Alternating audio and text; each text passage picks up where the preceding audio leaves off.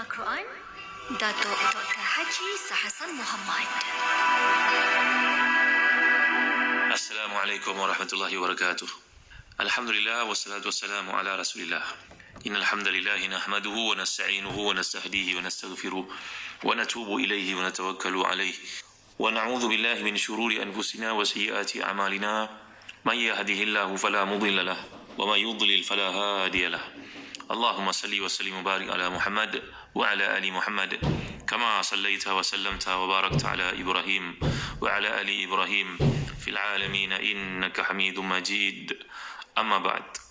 Muslimin, para pendengar rancangan Lembayung Al-Quran yang dimuliakan Allah sekalian, kita masih lagi membincangkan ayat ke-4 hingga 12 dari surah Al-Insan, surah yang kerap dibaca oleh Nabi SAW ni pada rakaat kedua salat subuh pagi Jumaat, yang biasa kita dapat dengar di masjid-masjid kita dibacakan oleh tuan imam. Hafazlah tuan-tuan, ambil peluang untuk menghafaz surah-surah semikian. Walaupun kita bukan imam, tapi ini merupakan surah-surah yang Nabi SAW sangat gemar membacanya. As-Sajdah yang telah kita pelajari sebelum ni, surah Al-Insan, tak berapa panjang pun ayat-ayatnya. Jadi kita dapat lihat pada muka surat 219 jilid yang ke-10 tafsir Tahzib Ibn Katsir ini, kalau ayat yang lalu telah pun menjelaskan ganjaran orang yang buat kebaikan, boleh jadi ada yang bertanya, apakah rahsia mereka ni mendapat ganjaran tersebut? Maka ayat yang ke-7 kita dapat lihat, yufuna bin nadhri wa yakhafuna yawman kana syarruhu mustatira, bahawa para salihin ini mereka cukup menjaga janji-janji mereka dengan Allah SWT, menunaikan nazar-nazar mereka, dan kerana takut satu masa nanti yang sangat dahsyat keburukannya, iaitu seksa neraka yang akan dikenakan mereka yang pembohong. Jadi perkataan yufun diambil perkataan wafa. Wafa ni berarti menunaikan. Hebatnya bahasa Arab, kalau kita pelajari perkataan wafa, yafi, fi, satu huruf saja sudah membawa makna yang lengkap pada satu arahan. Macam juga waqa yaqiqi, wa'a ya'i i, satu huruf saja. Ain bari bawah, i berarti suruh, fahami maksudnya. Kalau sebut waqa yaqiqi, jaga, pelihara,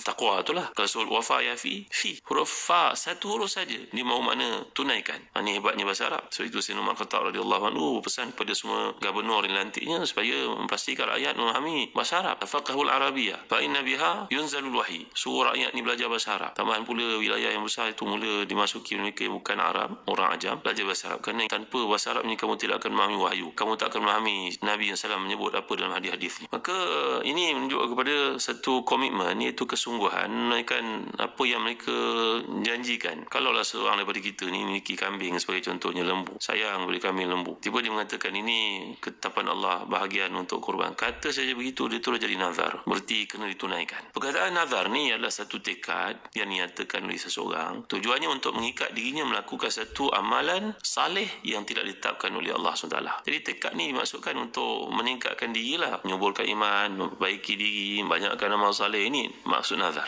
Jadi boleh juga difahami dalam makna yang terbatas, iaitu perkara-perkara yang mereka wajibkan atas diri mereka sendiri. Ni dalam bab tasawuf kalau kita pelajari, antaranya ada mujahadah, ada muhasabah, ada muaqabah, ada musyaratah, ada mu'atabah. Ini proses. Kalau kita sebut mujahadah aja tanpa dilalui oleh proses yang lain tu, dia sukar untuk dilakukan. Macam seseorang lah, kalau CEO dia kata, tolong buat benda ni, buat, cakap senang, tapi yang nak melaksanakan proses itu memerlukan kepada manager untuk menjalankannya. Ni kadang-kadang banyak orang tidak faham. Dia memerlukan proses, kewangannya, masanya, ketelitiannya. Maka demikian juga dalam maksud perkara yang mereka nak wajibkan ke atas mereka ni, maka ketakutan itu lahir daripada apa? Keimanan pada hari akhirat. Maka disebut perkataan mustatirah. Mustatirah dia ambil perkataan tara. Tara ni berarti terbang. Kita dah belajar tiara kan. Allahumma la taira illa tairuk. Yang telah kita pelajari bahawa kita mohon kepada Allah jauhi daripada perkataan ataupun perasaan ataupun sangkaan ataupun satu tanggapan perkara yang bersifat keburukan. Diajar kita untuk berdoa, Allahumma la ya'ti bil hasanati illa anta wa la yazhab bis sayyiati illa anta wa la hawla la quwwata illa bika. Kalau kita rasa satu tak enak lah dalam hati ni, kebimbangan, maka amalkan doa ni. Jadi satu yang terbang biasanya melalui banyak lokasi lah. Itu sebab disebut perkataan yang digunakan oleh Allah di sini bila menceritakan tentang syarruhu mustatir. Maknanya satu keburukan yang tersebar seperti mana burung ni boleh terbang dapat melihat daripada angkasa tu bagai-bagai lokasi keburukan dan sebagainya. Maka dimaksudkan dengan pada hari berlakunya kiamat, hukuman yang dikenakan Allah pada hari itu, keburukannya tersebar luas. Telah kita pelajari penambahan huruf sin dan ta ini menggambarkan luas, menggambarkan kuat. Kana pula kalau kita belajar, dia bila menyertai sesuatu ayat ni ada perkataan kana, dia menggambarkan kemantapan, menggambarkan tentang berita yang disampaikan itu untuk menunjukkan kepastian terjadinya, tersebarnya perkara-perkara yang menakutkan. Jadi memenuhi nazar ni mengisyaratkan kecenderungan mereka untuk melakukan kebaikan. Maknanya seolah-olah meletakkan satu tanggungjawab baru di atas diri masing-masing lah. Bahawa sembahyang ni waktu tu wajib, tapi ditambah pula dengan sembahyang sunat mengiringnya, tambah pula dengan duha. Walaupun puasa Ramadan saja yang diwajibkan, tapi di puasa 6. Ini maknanya penambahan nilai di seseorang mukmin itu sesuai dengan peningkatan umur, seperti dikatakan oleh Al-Imam Mutawalli Syarawi. Sangat menarik kata-kata beliau, bahawa kualiti amal itu memanglah penting, kualitinya yang dipentingkan, tapi jangan lupa kuantitinya. Sampai Rasulullah SAW bangkit pada waktu malam untuk bertahajud, itu sampai bengkak kaki-kaki baginda, bukan? Maka ditanyakan oleh Aisyah radhiyallahu anha, wahai Rasulullah SAW,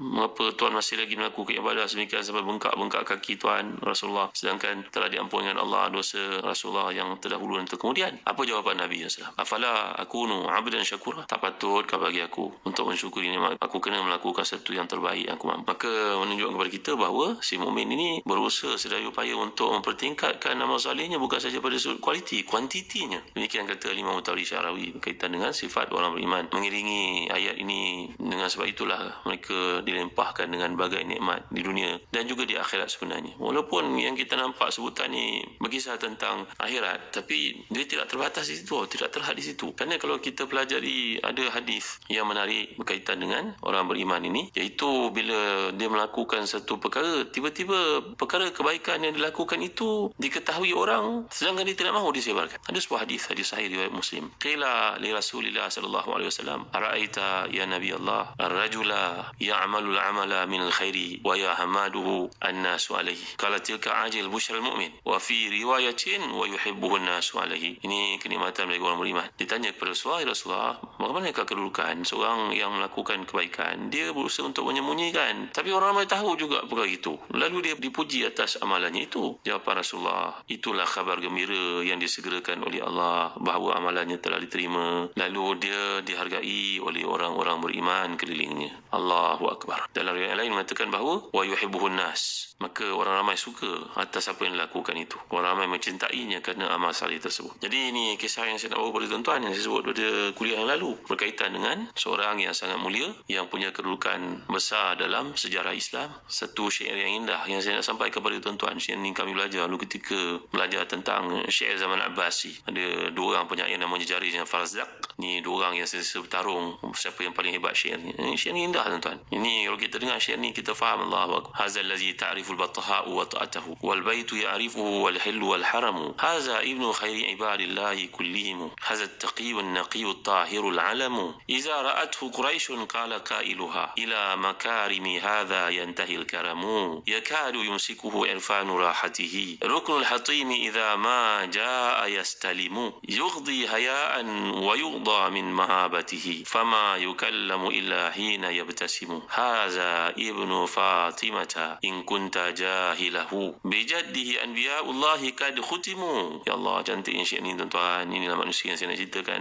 akhlaknya, pribadinya, bagaimana rahsianya dengan Allah, kebaikan-kebaikannya tak ditunjukkan kepada orang. Ini adalah seorang yang telah mengajar kita erti ikhlas. Ni maksud syair ni tuan-tuan. Indah sangat syair ni, kata-kata Farzaq. Ketika zaman musim haji, waktu haji, ada khalifah pada masa itu. Khalifah ni bernama Hisham bin Al-Malik. Bila dia sampai dekat kawasan Kaabah ni, kita pun tahu kan, nak cium Hajar Aswad ni ialah memerlukan upaya lah, memerlukan kesungguhan lah. Kita dah dekat, kadang-kadang ditolak oleh arus yang ada yang sedang tawaf itu, jauh pula kita dapat pegang pun alhamdulillah. Jadi Khalifah Islam pada masa itu di Bani Umayyah ni namanya Hisham bin Al-Malik. Dia pergi haji, maka dia berusaha untuk cium Hajar Aswad ni. Terhalang dia walaupun dia khalifah. Orang bersesak-sesak berhimpun kat situ. Dia yang khalifah pun tak dapat cium. Tetapi dia tiba dia melihat seorang yang orang ramai melorongkan laluan untuknya bagi tujuan agar dapat cium Hajar Aswad. Memuliakan lelaki ni. Siapa orang ni tuan-tuan? Hazal ladzi ta'riful batha'u wa ta'atahu wal baitu ya'rifu al-hillu wal haramu. Hadza ibnu khairi ibadillahi kullihim. Hadza at-taqi wan naqi at-tahiru al-alamu. Idza ra'athu quraisyun qala qailuha ila makarimi hadza yantahi al-karamu. Yakadu yumsikuhu irfanu rahatihi. Ruknul hatimi idza ma jaa yastalimu. Yughdi hayaan wa yughda min mahabatihi. Fama yukallamu illa hina yabtasimu. Hadza ibnu Fatimata in kunta jahilahu. Bijaddihi anbiya anbiya'ullahi kad khutimu. Allahu Akbar. Inilah insan yang dikenali di tanah Batha akan langkah kakinya. Batha ni merujuk kepada Mekah lah. Dan Kaabah mengenalinya. Begitu juga tanah halal dan tanah haram. Inilah putera kepada sebaik-baik hamba Allah seluruhnya. Inilah insan yang bertakwa, bersih, suci, lambang kemuliaan. Apabila kaum Quraisy melihatnya, berkatalah salah seorang daripada mereka,